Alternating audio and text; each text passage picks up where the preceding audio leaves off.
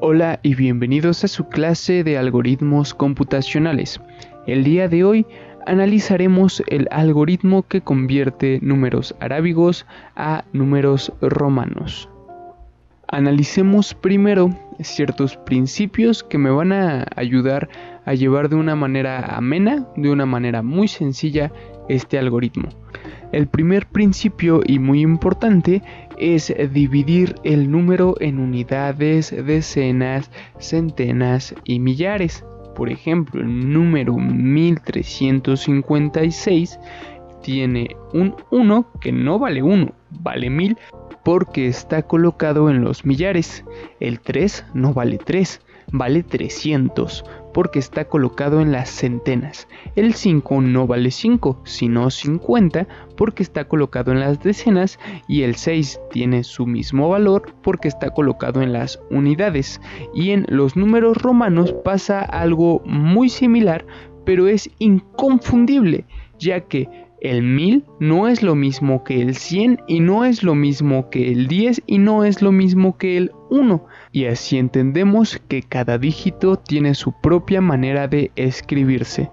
El número 1356 también se dividiría en números romanos. El 1000 con M, 300 con 3C, 50 con L y el 6 con una V y una I.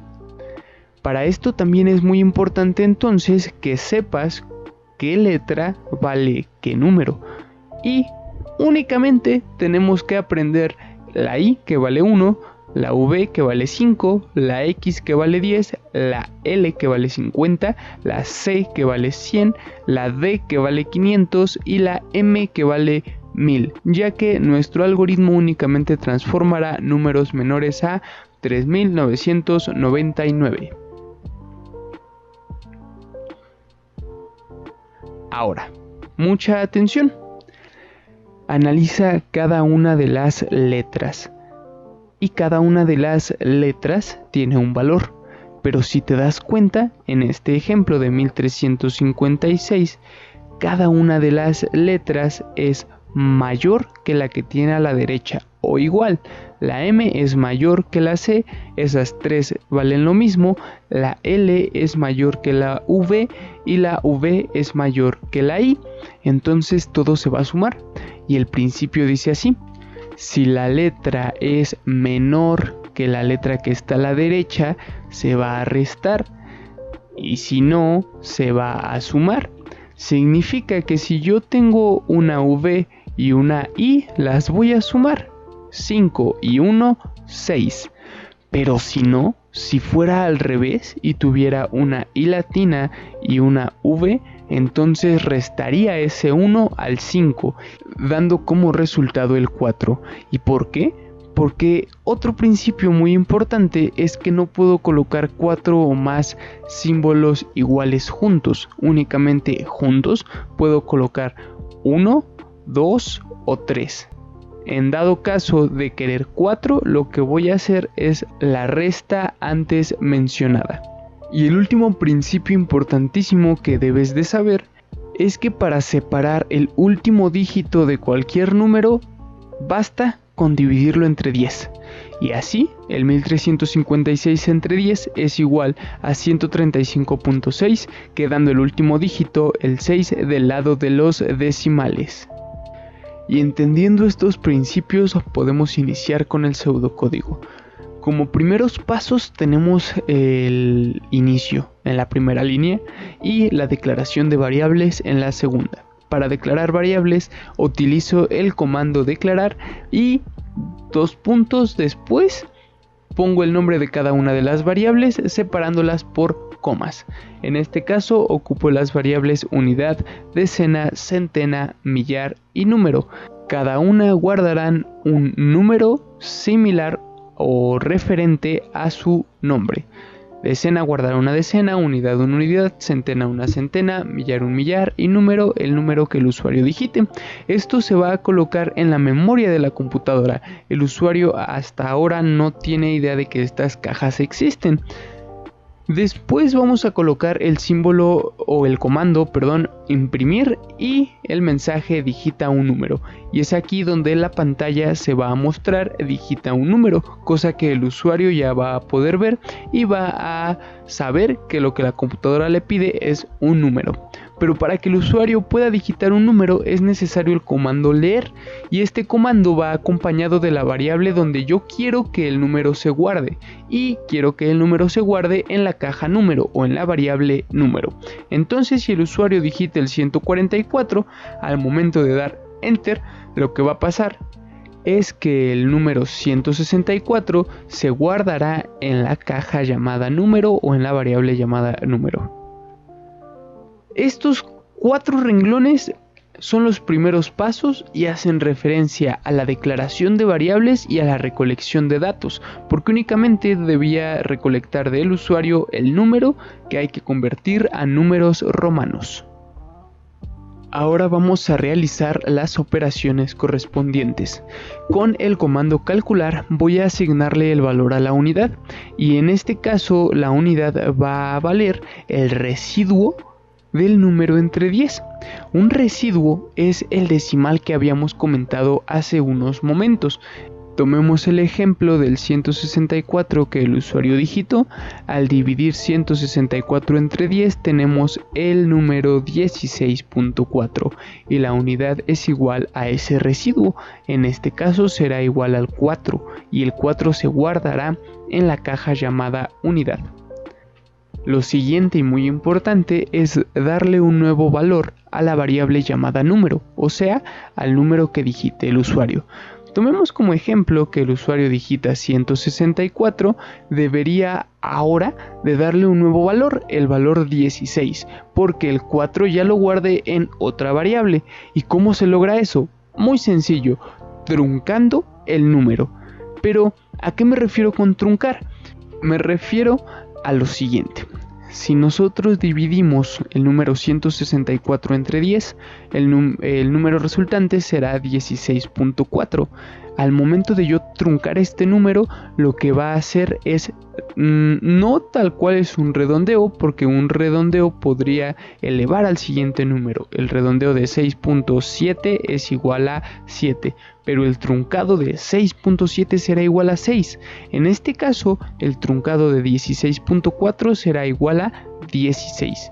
Y por eso la línea 6 de nuestro pseudocódigo dice que el número va a ser igual al truncado de número entre 10. ¿Por qué? Porque al momento de yo dividir el número que dará el usuario entre 10, debo de truncarlo y guardarlo en otra variable. ¿En qué variable lo voy a guardar? Bueno, en este caso es de la misma, y por eso coloco número igual a trunco número entre 10. Y así es como ahora número, si tomamos el ejemplo del usuario digitando 164, ahora valdrá 16.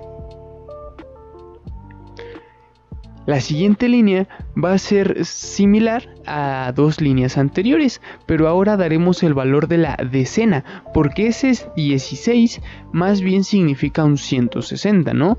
Entonces, al momento de dividirlo entre 10, lo que estaré separando será la decena de nuestro número. Y esto se logra con la expresión decena es igual al residuo de número entre 10. Recuerda que residuo o mod lo colocamos con el símbolo de porcentaje. O en un lado colocamos el número que voy a dividir y en otro lado colocamos la cantidad por la cual será dividida. Entonces el 16 ahora quedará como 1.6 y ese punto 6 es el que se guardará en la caja de decena. ¿Y cuál será el siguiente paso?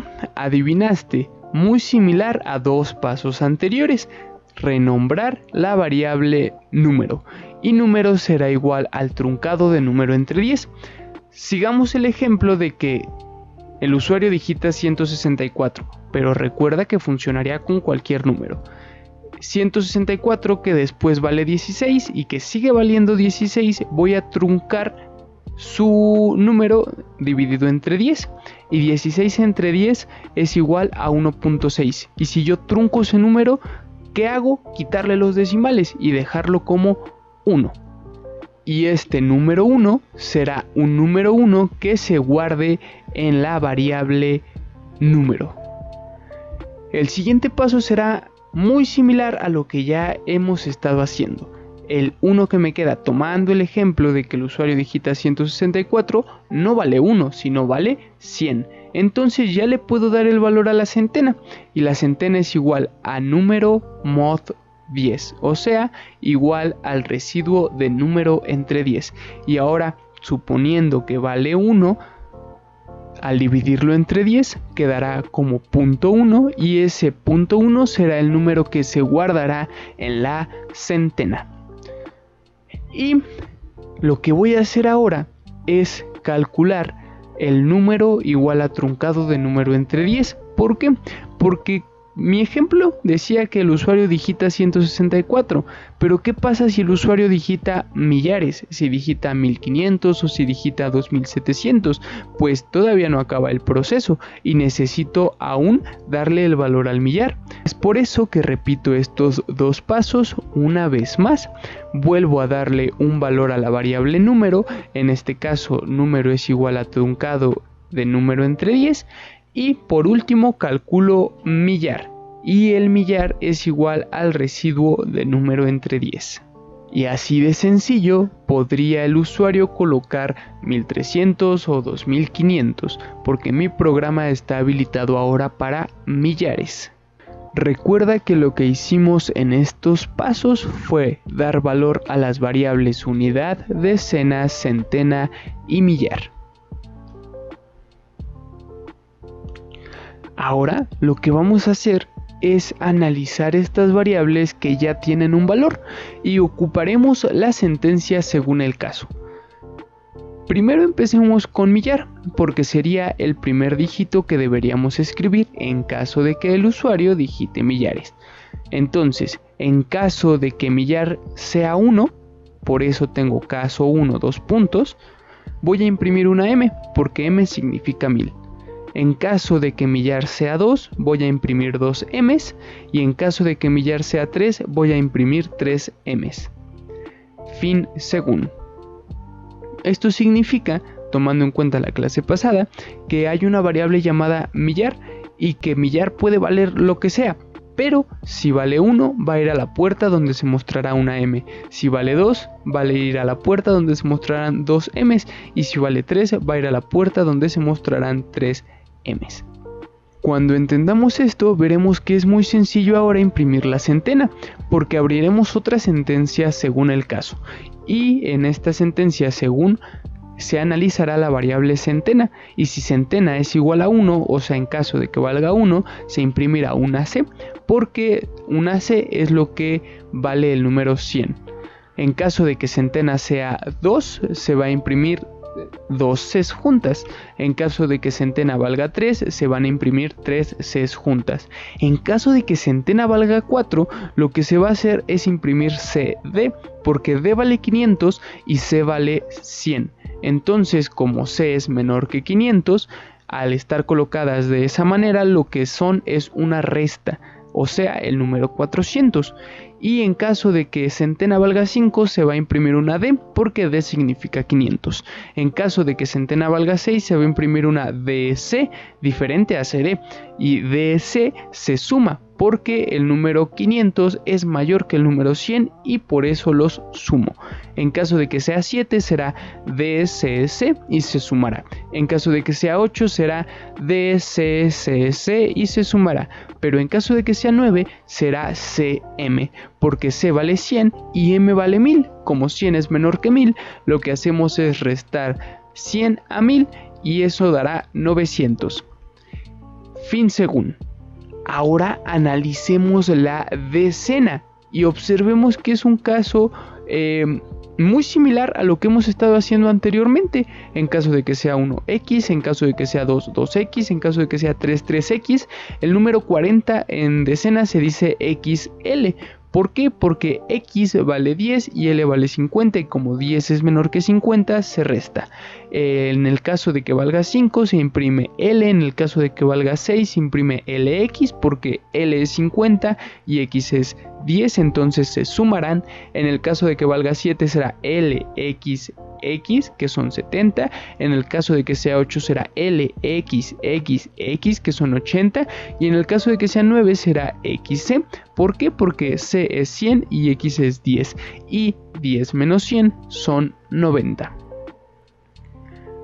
Como último paso, o como últimos pasos, vamos a mostrar el valor de la unidad. Y por eso vuelvo a abrir otra sentencia según el caso, pero ahora se analizará a la unidad y será poco diferente a lo que hemos hecho anteriormente. En caso de que sea 1 i, en caso de que sea 2 2 i, en caso de que sea 3 3 i, en caso de que sea 4 iv, porque ahí hay una resta, en caso de que sea 5 v, en caso de que sea 6 v y porque se suman, en caso de que sea 7 v y i, en caso de que sea 8 v y, en caso de que sea 9 i x. ¿Por qué? Porque i es 1 y x es 10 y hay una resta, entonces así se escribe el número 9. Y así de sencillo hemos terminado el programa.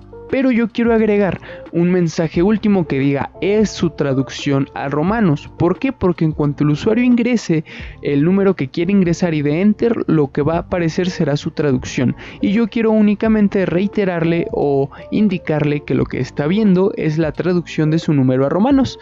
Posteriormente a ese imprimir vamos a colocar la palabra fin porque aquí acaba el algoritmo. En estos últimos pasos lo que hicimos fue tomar decisiones y mostrar los resultados.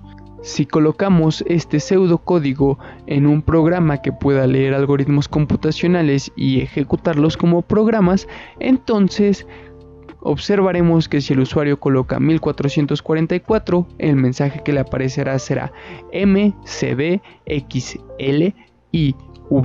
es su traducción a romanos. Y es exactamente lo que yo quería programar en la computadora. Por eso es que al final dice ejecución finalizada, porque no hubo ningún error.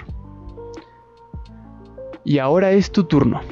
Crea un pseudocódigo que pide el día, mes y año de nacimiento del usuario para mostrarlo en números romanos. Toma en cuenta los siguientes consejos. El usuario, si se lo pides correctamente, te va a dar una cantidad que significa el número del día en que nació, te va a dar otra cantidad que significa el número del mes en que nació y te va a dar otra cantidad que significa el número del año en que nació. Y debes de transformar cada una de estas cantidades a números romanos. Entonces significa que debes de declarar unidad, decena, centena y millar para cada una, pero se reduce un poco. ¿Por qué? Porque sabemos que no existen millares de días, únicamente existe del 1 al 30 o 31, del 1 al 31. Y sabemos que no existen tampoco centenas de meses, únicamente existe del 1 al 12. Entonces tu programa se reducirá un poco. E incluso sabemos que nadie nació antes del 2021, entonces se va a reducir el programa que vas a hacer. Recuerda también lo siguiente como último consejo, que cuando tú muestres las unidades de ya sea el día, el mes o el año, imprimas la i, 2 is, 3 is, iv o el correspondiente y después imprimas una diagonal. ¿Por qué? Porque esto hará que haya una diagonal entre cada uno de los dígitos y el cerebro lo asocie como una fecha. Tomando en cuenta estos dos consejos, intenta hacer el programa. No dudes de tu gran capacidad, conoce y desarrolla tus habilidades, que sé que son bastantes. Charlamos la siguiente clase y hasta la próxima.